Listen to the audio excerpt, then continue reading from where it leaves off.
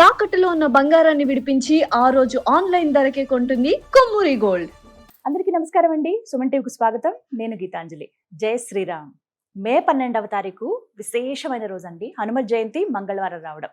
ఈ రోజున హనుమాన్ చాలీసా పారాయణ చేద్దాం అందరూ రండి అని ఒక పిలిపిస్తే ఎంతమంది ఫోన్లు చేశారు. కేవలం పారాయణ కాకుండా మన్యు సూక్త హోమం నిర్వహిస్తూ దాంతో పాటుగా హనుమాన్ చాలీసా పారాయణం అనేది 27 నక్షత్రాలకు అనుగుణంగా 27 సార్లు చేయబోతున్నామండి. ఇది ఇప్పటి వరకు దాదాపుగా ఎక్కడా మనం చూసుండము. అంత అత్యద్భుతంగా ఈ కార్యక్రమం జరగబోతోంది. అంతేకాదు విశేషంగా 1,00,000 మధు పుష్పాలతోటి ఆంజనేయ స్వామి వారికి అర్చన జరగబోతోంది. అసలు ఎంత వేడుకగా ఉంటుందో కదా. మనం విడివిడిగా ఈ కార్యక్రమాలు చూసుంటాం, కానీ ఒకేసారి ఇన్ని జరగడం చాలా అరుదు. దాంతో పాటుగా ఎవరైతే భక్తులు వస్తున్నారో వారు కూడా స్వయంగా పూజించుకునే ఒక సదవకాశం. మరి ఈ వివరాలన్నీ తెలుసుకుందాం. మనకి పూర్తిగా ఈ కార్యక్రమాన్ని పర్యవేక్షిస్తున్నది అన్నవరపు తిరుపతి మూర్తి అవధాని గురువు గారు, భారతీయ శంకరపీఠం వ్యవస్థాపకులు, ప్రముఖ ఆధ్యాత్మికవేత్త. వారే ఏర్పాట్లన్నీ కూడా మనకు చూస్తున్నారు. ప్రత్యక్షంగా వారి సమక్షంలో మనం చేసుకోబోతున్నాము. ఇంకొక విషయం ఏంటంటే వారు మనకి సూచిస్తారు ఏ విధంగా చేయాలని. మన చేతులతో చక్కగా మనం పూజించే విధానాన్ని కూడా తెలియచేస్తారు. మరి ఏం జరుగుతాయి ఆ రోజు కార్యక్రమాలు గురుగారి మాటలో విని తెలుసుకుందాం. గురుగారు నమస్కారం అండి. పరమేశ్వరార్పణం. గురుగారు, మే 12వ తారీఖు చాలా విశేషమైన కార్యక్రమం. మరి మీ పర్యవేక్షణలో జరగబోతున్నటువంటి కార్యక్రమ వివరాల కోసం అందరూ ఎంతగానో ఎదురు చూస్తున్నారు, తెలియజేస్తారా? యత్ర యత్ర రఘునాథ కీర్తనం తత్ర తత్ర కృతమస్తకాంజలిం బాష్పవారి పరిపూర్ణలోచనం మారుతిం నమత రాక్షసాంతకం అనేటువంటిది ఉన్నది. మారుతి అనేటువంటి పేరు ఆంజనేయ స్వామి వారికి ఎన్ని నామాలు ఉంటాయో ఏ ఒక్క నామం స్మరించినా రాక్షస అనేటువంటి పదం అక్కడతో అంతమైపోతుంది అనేటువంటిది ఒక పదం ఉందండి. ఆంజనేయ స్వామి వారి పేరు వింటే చాలు, తలుచుకున్నా చాలు, ఆయన చిన్న ఫోటో మన జేబులో ఉన్నా చాలు, అర్ధరాత్రికి పూట శ్మశానంలో కూడా నడుచుకుంటూ వెళ్ళిపోవచ్చు అనేటువంటిది మనకు చిన్న నుంచి నూరు పోసినటువంటి ధైర్యం. పసిపిల్లలు ఏదైనా భయపడుతున్నప్పుడు శ్రీ ఆంజనేయం ప్రసన్నాంజనేయం అనుకో అంటే వాళ్ళకు ఒక ధైర్యం వచ్చేస్తుంది. అంతటి అద్భుతమైనటువంటి నామం మారుతి అనేటువంటిదండి. ఆ ఒక్క నామం ఇంకెవరికైనా ఉన్నదంటే మనం ఎక్కడా వినలేదు, కనలేదు. కేవలం పసిపిల్లలకి కూడా ఆంజనేయ స్వామి వారు వచ్చి ఆడిస్తారు అనేటువంటిది కూడా అంటుంటాం. మనం ఊహ తెలిసిన దగ్గర నుంచి ఏ చిన్నది వచ్చినా శ్రీ ఆంజనేయం ప్రసన్నాంజనేయం మనం అంటాం. బాగా పరిపాటి. ఎందువలనంటే సర్వభూత గ్రహ పిశాచ మండలాలన్నిట్లని కూడా కేవలం కూడా కనుచూపుతోటే అలా నెరవేర్చేటువంటి వాడు ఆంజనేయ స్వామి వారు. అయితే ఇప్పుడు ఈ మే 12 అని చెప్పి ప్రతి సంవత్సరము కూడా హనుమత్ జయంతి వస్తున్న. దీనికి ఎందుకు ఇంత ప్రాముఖ్యత వస్తుంది అంటే మీరందరూ కూడా చూసేటువంటిది మంగళవారం వస్తుంది, పూర్వభద్ర నక్షత్రము, వైశాఖ బహుళ దశమి అంటారు. మేమేం ఆలోచిస్తామంటే ఆ రోజు నాడు వచ్చేటువంటి యోగ కరణాలు ఏమిటి? వైధృతి యోగం అంటే చాలా విశేషమైంది చెప్తా. వైధృతి యోగం, అలాగే విష్టికరణం, భవకరణం అని వస్తాయండి. దీనికి మూలం ఏమిటి అంటే ప్రతి మనిషికి ఏదో ఒక సమస్య వస్తూ ఉంటుంది.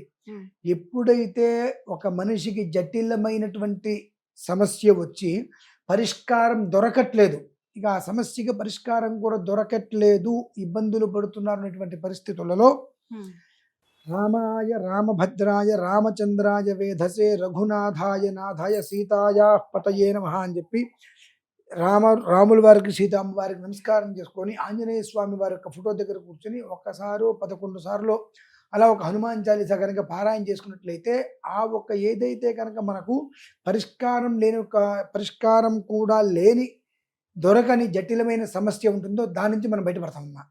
మామూలుగానే ఏ రోజైనా సరే.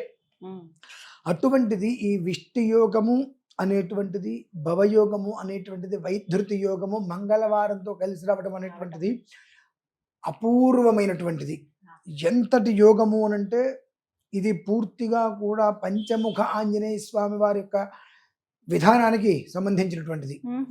మామూలుగా మనం ఆంజనేయ స్వామి వారికి చేసేటువంటి ప్రక్రియ ఎలా అయితే ఉంటుందో దానితో పోలిస్తే కొన్ని కోట్ల ఫలితం వస్తుందమ్మా. అంత విశేషమైంది కాబట్టి ఆంజనేయ స్వామి వారికి ఆరాధన చెయ్యాలి అని ఏ ఇంట్లో అయినా సరే మీరు ఆరాధన ఇట్లా చేసుకోండి. 11 మందితోటో అంటే 11 సార్లు హనుమాన్ చాలీసా పారాయణ కనీసం ఇలా చేసుకోండి అని అంటే చాలా ఖర్చుతో కూడుకున్నటువంటి విషయం. అది దృష్టిలో ఉంచుకొని అందరినీ ఒకే వేదిక మీద కనుక కూర్చోబెట్టగలిగితే 5,000 మంది అని అనుకున్నాం. కనీసం ఒక 2,000 మందో 3,000 అవును. మందో వచ్చి కనుక చేసినట్లయితే ఉమ్.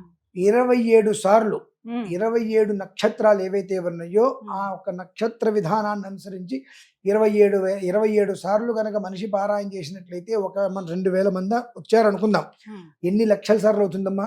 ఉమ్. అన్ని లక్షల సార్లు అక్కడ హనుమంతుడికి సంబంధించినటువంటిది ఏదైతే కనుక హనుమాన్ చాలీస పారాయణ ఉన్నదో ఉమ్. అది ధ్వని అనేటువంటిది ఆ పరిసరాలలో ఉండేటువంటి దుష్టగ్రహాలు ఏవి కూడా దరి చేరకున్నటువంటి ఒక వైబ్రేషన్ అనేటువంటిది ఏర్పడుతుంది. ఉమ్. అందులోనూ మన్యు సూక్తమమ్మ.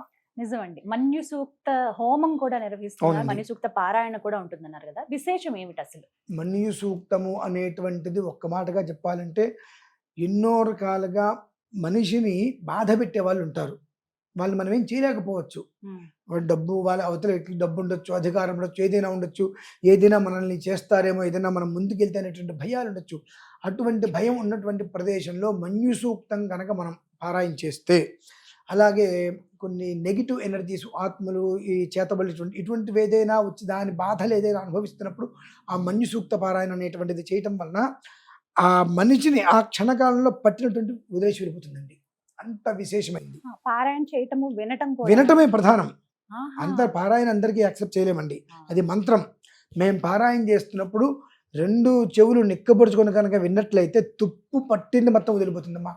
11 సార్లు మన్యు సూక్త పారాయణ చేసేటువంటి సమయంలో లోపల నుంచి ఏదో ఒకటి బయటికి వెళ్ళిపోయినట్టుగా ప్రత్యక్ష అనుభూతి మనం ఆ, పొందగలుగుతాం. పొందవచ్చు. ఇది ఒకటైతే ఉమ్.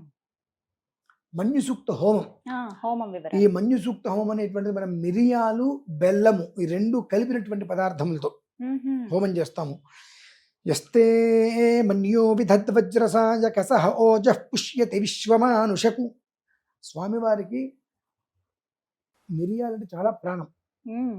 శత్రూన్ విమోచ్యతి అంటారండి. ఉహుం. సంసృష్టం ధనముభయం సమాకృతమస్మభ్యం దత్తాం వరుణశ్చ మన్యుః భియం దధానా హృదయేషు శత్రవః పరాజితాసో అపనిలయంతాం. నీ జీవితంలో జన్మాంతంలో కూడా జన్మించిన దగ్గర ఇవాళ వరకు నువ్వు ఎవరికి మంచి చేసినా, ఎవరికి ఎంత చేసినప్పటికీ కూడా నిన్ను ఎవరైనా శత్రువుగా భావించి కనుక ఉన్నట్లయితే ఆ క్షంతు వారందరూ వెళ్ళిపోతారు.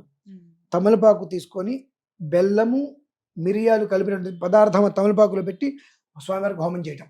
ఆహా, అలా చేస్తారు. ఆ. ఆ హోమం చేసేటువంటి పరిస్థితులలో 27 సార్లు ఉమ్. అక్కడ భక్తులందరి చేత ఆ. హనుమాన్ చాలీసా పారాయణ ఇవి ఏకకాలంలో జరుగుతాయండి. ఆ, అంత అటు అద్భుతమైన. హనుమాన్ చాలీసా పారాయణ, మన్యు సూక్త హోమము, ఉమ్. ఆంజనేయ స్వామి వారి విగ్రహానికి ఉమ్.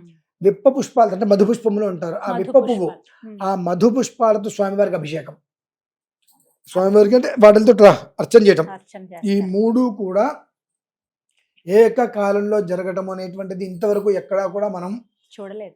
కనలేదు, వినలేదు. అంత అద్భుతమైనటువంటిది. ఏ విధంగా ఉంటుంది అంటే ఆ హనుమాన్ చాలీసా పారాయణ చేస్తూ జాగ్రత్తగా దృష్టి కనుక పెట్టి, ఈ 10 మంది కెమెరాలు తీసుకొచ్చి పెడతారంటే పెట్టమనండి. ఆ మన్యు సూక్త హోమం చేస్తున్నప్పుడు అందులోంచి ఆంజనేయ స్వామి వారి గదాధారి అయి, అది కూడా ఎలా వస్తారో చెప్తున్నా. అక్కడ ఏ పంచలోహ విగ్రహాన్ని అయితే ఆంజనేయ స్వామి వారి విగ్రహాన్ని పెడతామో ఉమ్. అదే విగ్రహ రూపంలో స్వామివారి సాక్షాత్కారం కూడా జరుగుతుందండి. అంతకన్నా, ఆహా. ఎందువల్లనంటే హనుమాన్ చాలీసా అనేటువంటిది 16వ శతాబ్దంలో వచ్చిందండి. ఇప్పుడు కాదు వచ్చింది. అవును గురుగారు. కొన్ని లక్షల మంది జీవితాన్ని మార్చింది. ఉమ్. కానీ ఇక్కడ చిన్న నెగిటివ్ ఏంటంటే అమ్మా, మొదట్లో మనం అనుకున్నాం ఉమ్. పిల్లల్ని శ్రీ ఆంజనేయం, ప్రసన్నాంజనేయం అనుకో, మీకు ధైర్యం వెళ్ళమంటారు. వస్తుందంటే వాళ్ళకి భయం పోయి ధైర్యం వస్తుంది. కానీ ఈ పరిస్థితుల్లో మనకు వయస్సులోకి వచ్చి మనకి ఏవో కష్టాలు వస్తున్నాయినప్పుడు ఆంజనేయ స్వామి వారు తెలుసుకోవడంగానే ఆలోచిస్తారు. ఇప్పుడు మన నిజంగా జరుగుతుందా అని చెప్పి. ఉమ్. నీ పిల్లల విషయంలో శ్రీ ఆంజనేయం, దాన్ని ప్రసన్నాంజనేయం అంటే చెప్తాం మనమే. జరిగింది. మన విషయంలో ఎందుకు జరగదు? నిజం. కాకపోతే అన్నిటికీ. ఏంటంటే ఆ కర్మ అనేటువంటిది ఏదైతే ఉందో అది మనల్ని విడిచి వెళ్ళేటువంటి స్థితి లేకపోతే ఇటువంటి వ్యవహారాల్లో మనం పాల్గొనలేమమ్మా. ఇటువంటి వైదిక క్రతువులో పాల్గొనాలి అంటే జన్మ జన్మల యోగం ఉండాలి. యోగా ఉండాలి. కర్మ ప్రారంధం తొలగగలగాలి. చాలా సంతోషం గురుగారు, ధన్యవాదాలండి. విన్నారు కదా, ఎంతో అద్భుతమైన అవకాశం అండి ఇది. దంపతులుగా రండి, మీ కుటుంబ సభ్యులతో రండి, మీ స్నేహితుల్ని అందరినీ తీసుకొని రండి. చక్కగా పారాయణ చేసుకోవచ్చు. అలాగే విప్ప పూలతో మీ స్వహస్తాలతో ఇచ్చేటువంటి కిట్ ఏదైతే ఉందో అందులో యంత్రం కూడా ఇవ్వడం జరుగుతుంది. మీరు చక్కగా పూజ చేసుకోవచ్చు. పూజించినటువంటి ఆ పుష్పాలను మళ్ళీ స్వామివారికి కూడా మీరు చక్కగా సమర్పించుకోవచ్చు. అలాగే తీర్థ ప్రసాదాలు తీసుకుని వెళ్ళొచ్చండి. వీటన్నింటికన్నా కూడా భక్తి అన్నిటికన్నా ముఖ్యం అని చెప్తారు. అసలు ఒక్కసారి ఊహించుకోండి, హోమం జరుగుతుంది మంజు సూక్త యుక్తంగా, అలాగే ఓ పక్కన పారాయణం జరుగుతుంది. మన 27 సార్లు హనుమాన్ చాలీస పారాయణం ఉంటుంది, మంజు సూక్త పారాయణం ఉంటుంది, విప్పపూలతో స్వామివారికి అర్చన ఉంటుంది. ఎంత వైభవంగా ఉంటుందో కదా. అంతమంది పాల్గొనుంటే ఆ శక్తి ఎంత ఉత్పన్నం అవుతుంది, అది అందుకున్న వాళ్ళం అవుతాము. లోక కళ్యాణార్థం నిర్వహించే ఈ కార్యక్రమంలో మీరు అందరూ కూడా భాగస్థులు అవ్వాలని కోరుకుంటున్నాము. రిజిస్ట్రేషన్స్ కోసం స్క్రీన్ మీద నెంబర్ ఇవ్వడం జరుగుతుంది. మీరు వెంటనే కాల్ చేసి వివరాలు కనుక్కోండి. అలాగే గూగుల్ ఫామ్ కూడా మీకు ఇస్తారు. వెంటనే అవి ఫిల్అప్ చేసేస్తే గనక మీకు డీటెయిల్స్ అన్ని తెలుస్తాయి. అలాగే ఆఫ్లైన్, ఆన్లైన్లో కూడా మీరు ఈ కార్యక్రమంలో పాల్పంచుకోవచ్చు. మరిన్ని వివరాలకు స్క్రీన్ మీద కనపడుతున్న నెంబర్కు కాల్ చేయండి. నమస్కారం.